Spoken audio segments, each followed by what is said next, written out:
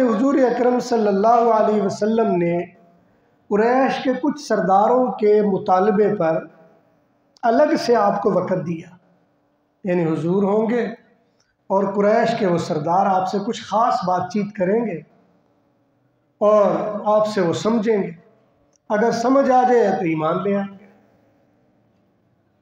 حضور صلی اللہ علیہ وسلم نے ان کے مطالبے پر ان کو وقت دے دیا۔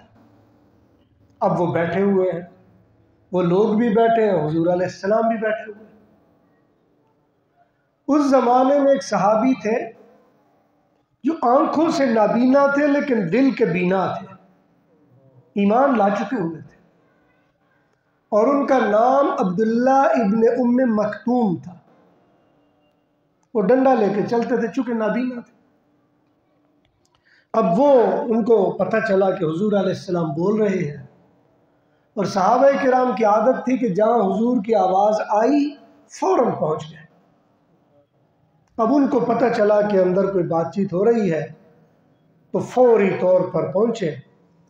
اب ان کو اندازہ نہیں تھا کہ حضور کے آگے کچھ لوگ بیٹھے ہیں، حضور کے قریب ہونے کے لیے آگے بڑھے۔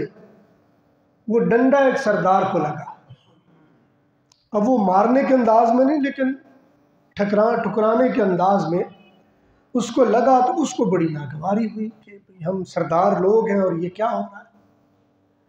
دوسرے بندے کو ٹھوکر لگی، قریب تھا کہ وہ گرتے۔ حضور علیہ السلام کی طبیعت میں ناگواری آئی کہ یہ کیوں آیا ادھر، اور بشری تقاضا، حضور علیہ السلام ایک انسان تھے اور انسانوں میں انسانوں والی ساری خوبیاں ہوتی ہیں۔